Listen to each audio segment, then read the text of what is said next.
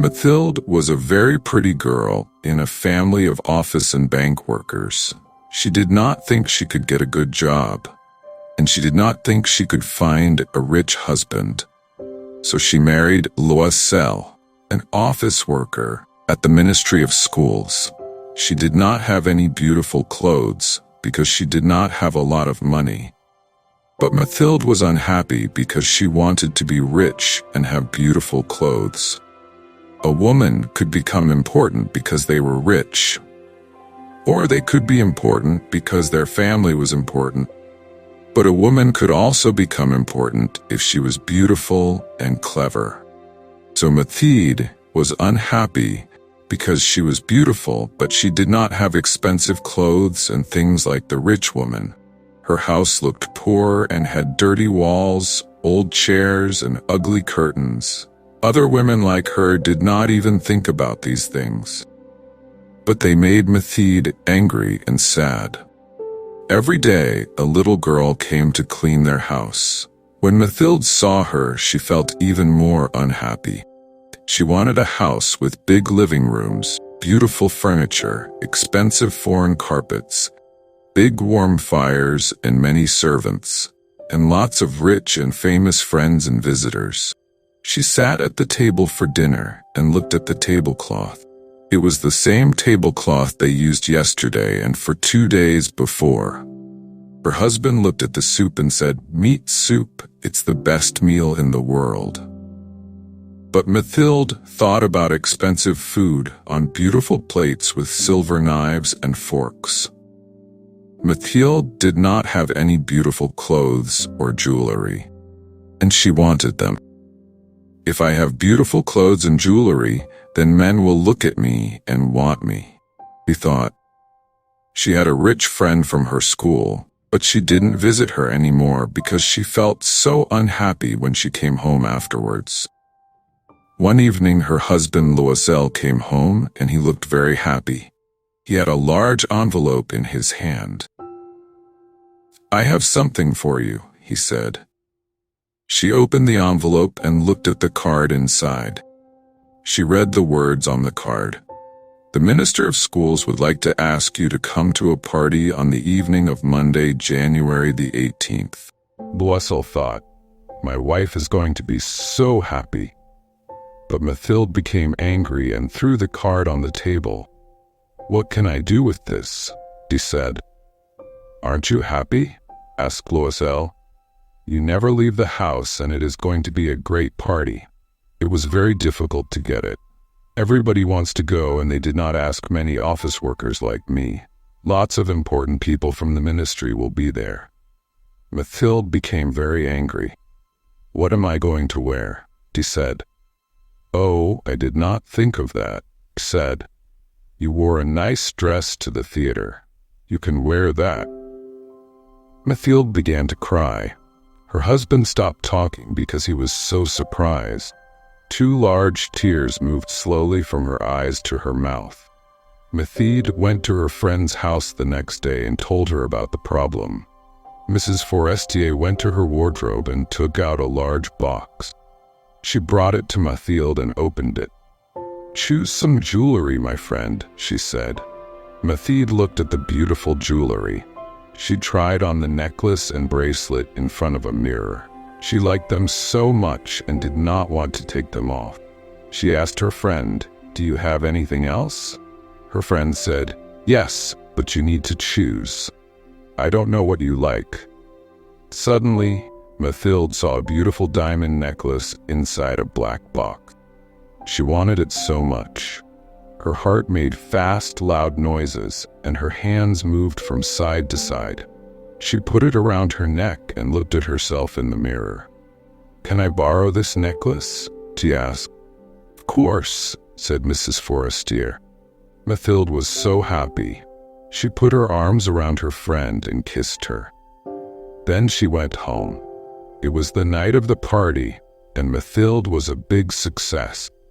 She was the most beautiful woman there and looked so happy. All the men looked at her, asked her name, and wanted to talk to her. All the important people from the ministry wanted to dance with her. Even the head of the ministry saw her. She did not stop dancing and was in a cloud of happiness. "Everyone is looking at me and thinking I am so beautiful," she thought to herself. She left the party at about 4 o'clock in the morning. Her husband was asleep in a small room next to the party room, together with 3 other men. He put Mathilde's coat on her shoulders. The coat was not beautiful like her dress. Mathilde wanted to leave quickly before the other women saw the coat. Her husband said, "Don't hurry. It's really cold outside. You wait here while I get a taxi." But she did not listen to him and ran down the stairs. They could not find a taxi in the street. They shouted at taxi drivers, but nobody stopped. They sadly walked towards the river Seine. It was so cold. At last they found a taxi near the river. Probably only worked at night because it was so old and dirty. The taxi took them home, and they walked up the stairs to their flat. That was the end of the party for her, and Loisel needed to go to the office early the next day. Mathilde started to take off her beautiful dress and looked at herself in the mirror of their bedroom. Then she screamed. Where was the diamond necklace? "What's wrong?" asked Loisel. He was almost ready for bed. Turned to him. She looked very worried. "I cannot find Mrs. Forestier's necklace." Loisel stood up. He looked very upset. "What? How? That is not possible." They looked in her dress, her cost, and pockets. They looked everywhere, but they could not find it. "Did you have it at the end of the party?" he asked her. "Yes," she said. "I touched it in the hall before we left." "I don't think you lost it in the street. We did not hear it fall on the ground. I think it's in the taxi," he said. "Yes," she said. "It's probably in the taxi. Do you remember the number of the taxi?" "No," he said. "I did not look at it." They looked at each other for a long time. Then Loisel put on his clothes again. "I am going to look in the streets to try and find it," he said. He left. Mathilde did not take off her party dress and did not go to bed all night. She sat in a chair with no fire. She could not think about anything. Her husband came back home at about 7 o'clock. He couldn't find the necklace.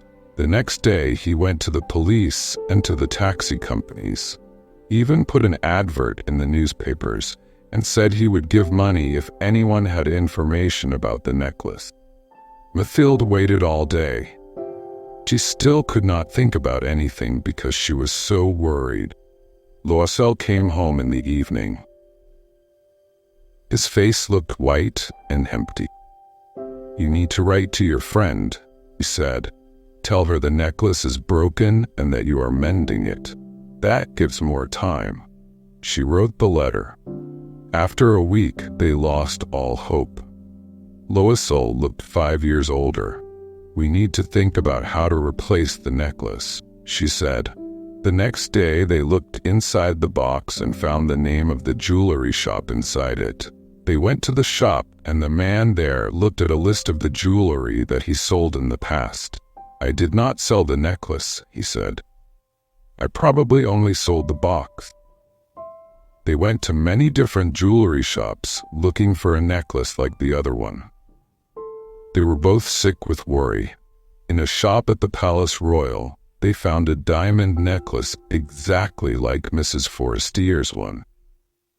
It cost 40,000 francs, but the man in the shop said they could buy it for 36,000 francs.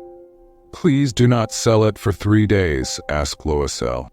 They also made an agreement. If you find Mrs. Forestier's necklace before the end of February, then you can sell this new necklace back to me, 34,000 francs.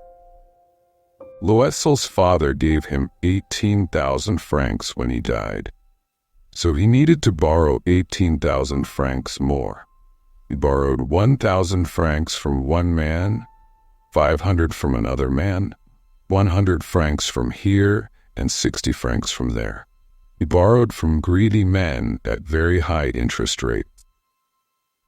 He did not even know if he could pay the money back during his life. Then Loisel went to the jewelry shop and gave the man their 36,000 francs. Mathilde took the necklace back to Mrs. Forestier. Her friend was not happy. "You took a long time to bring back the necklace," she said with a cold face. Mathilde was happy that Mrs. Forestier did not open the box. She may understand that the necklace is a new one and say, "I am a thief," thought Mathilde. After that day, Mathilde lived a life of a poor person. But she was brave. They needed to pay the money they had borrowed. She wanted to help pay it. She told her maid to go home and not come back. They left their flat and moved to a small room in the roof of a building. Now Mathilde needed to clean the kitchen, wash the dishes and pots herself. Her pink nails became dirty. She washed the dirty clothes and bed sheets and put them on a line to dry. She carried the rubbish down to the street every morning and carried up water. She was so tired she needed to rest on each floor. She dressed like a poor person. When she went to the grocers and butchers with a basket on her arm, she always asked for a cheaper price, so the rude shop owners were horrible to her. Every month they paid some of the money back. Her husband worked every evening doing an extra job. He often worked late at night for only a few pennies per page. After 10 years, they finished paying back all the money, including the interest. Mathilde looked old now. She was strong and her hands were hard and rough, like women from poor families. Her hair was messy, her hands were red, and there were holes in her skirts. She talked loudly when she cleaned the floors with lots of water. But sometimes, when her husband was in the office, she sat near the window and thought about the party 10 years ago. Everybody thought she was so beautiful then. "I lost the necklace and completely changed our lives," she thought. "Life is so strange. One small thing can make you very rich or very poor." One Sunday, Mathilde went for a walk on the big expensive street in the center of Paris. She needed to relax after a week of work. She saw a woman walking in the street with a child. It was Mrs. Forestier, and she was still young and beautiful. Mathilde had strong feelings in her body. "Should I speak to her?" she asked herself. "Yes, of course. We have paid all of the money now, so I can tell her everything. Why not?" She went to Mrs. Forestier. "Good morning, Jean," she said. Mrs. Forestier was surprised. "Why is this poor woman speaking to me and using my first name?" she thought. "I don't know you. I think you are making a mistake." "No, I am Mathilde," said Mathilde. Her friend gave a cry of surprise. "Oh, Mathilde, you are so different," she said. "Yes, my life was difficult after the last time I saw you," she said. "And it was all because of you." "Me? How can that be possible?" said Mrs. Forestier. "Do you remember the diamond necklace I borrowed from you to go to the party at the Ministry of Schools?" asked Mathilde. "Yes, why?" asked Mrs. Forestier. "Well, I lost it," said Mathilde. "You lost it?" "No, you gave it back to me." "I gave you one that looked the same," said Mathilde. "Took us 10 years to pay for it. It was not easy for us, and we had very little money. But slowly we paid all the money that we borrowed, and I am happy about that." Mrs. Forestier looked very surprised. "So you bought a new diamond necklace to give to me?" she asked. "Yes, did you notice? They looked almost the same," said Mathilde, and she smiled with happiness. Madame Forestier looked like she may cry. "My poor Mathilde," she said. "That necklace was not real diamond. It was a cheap copy. I bought it for no more than 500 francs.